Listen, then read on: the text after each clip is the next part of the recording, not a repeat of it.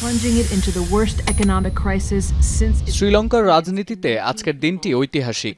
2 বছর আগে দেশটির তৎকালীন প্রেসিডেন্ট গোতাবায়া রাজাপাকসের বিরুদ্ধে গণবিক্ষোভের স্ফুলিঙ্গ দেখেছিল বিশ্ব। জনরোষের মুখে পালাতে বাধ্য হন প্রেসিডেন্ট গোতাবায়া ও প্রধানমন্ত্রী মাহিন্দ্রা রাজাপাকসে। সংসদে ভোটাভুটির পর অর্থনৈতিকভাবে বিপর্যস্ত লঙ্কানদের দায়িত্ব দেয়া হয় রনিল বিক্রমাসিংহকে। গণ আন্দোলনের 2 বছর পর আজ আবার নতুন নেতা বাছাইয়ের সুযোগ পাচ্ছে দেশটির জনগণ। আন্তর্জাতিক গণমাধ্যম বলছে এই নির্বাচনের ওপর দাঁড়িয়ে আছে শ্রীলঙ্কার অর্থনৈতিক ভবিষ্যৎ। আগামী 5 বছরের জন্য কে বসতে যাচ্ছে লঙ্কার মসনদে তার উপর নির্ভর করছে একটা গোটা দেশের অর্থনৈতিক লড়াই। අපිට ඕනේ අපේ රට වෙලා රැක ගන්න. හරිද? දුප්පත් මිනිසුන්ට උදව් කරන්න. නැති බැරි මිනිහෙකුට පාලනය ගැන කිසි විශ්වාසයක් නැහැ. පාලනය වෙනස් වෙන්න ඕන. දැන් තියෙන පාලනය කොහොමද වෙනස් වෙන්න ඕන. මේ වෙනස් වුණාට පස්සේ තමයි බලන්න ඕන මේ අපිට මොකද ඉදිරියට වෙන්නේ කියලා. ভোট গ্রহণের আগে কেন্দ্র পরিদর্শনের পর সন্তোষ জানিয়েছেন নির্বাচন কমিশনের প্রধান সামান রাতনায়েক। පසුගිය වසරවලට වැඩිය සියලුම නීති විරෝධී ක්‍රියා සහ ප්‍රචණ්ඩ ක්‍රියාවල අඩුවීමක් තියෙනවා. කෙසේ වෙතත් র্যাঙ্কড ভোটিং সিস্টেমের আওতায় প্রত্যেক লঙ্কান ভোটার একই সাথে 3 জন পছন্দের প্রার্থীকে ভোট দিতে পারবেন। একে বলা হয় প্রেফারেন্সিয়াল ভোটিং।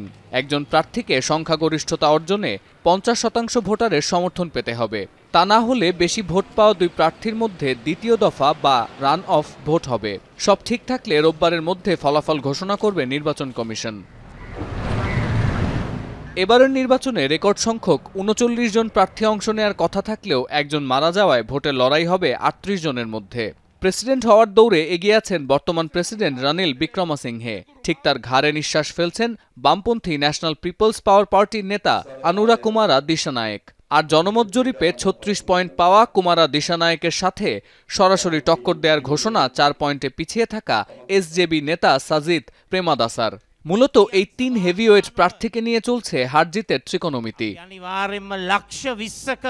2022 সালে ডলার সংকটের কারণে ধসে পড়ে শ্রীলঙ্কার অর্থনীতি। মুদ্রাস্ফীতি বেড়ে দাঁড়ায় 70%। বিদ্যুতে শুল্ক আরোপ করা হয়েছিল 65% পর্যন্ত, যদিও গত মাসে দেশটিতে মূল্যস্ফীতি কমে দাঁড়িয়েছে 0.5%।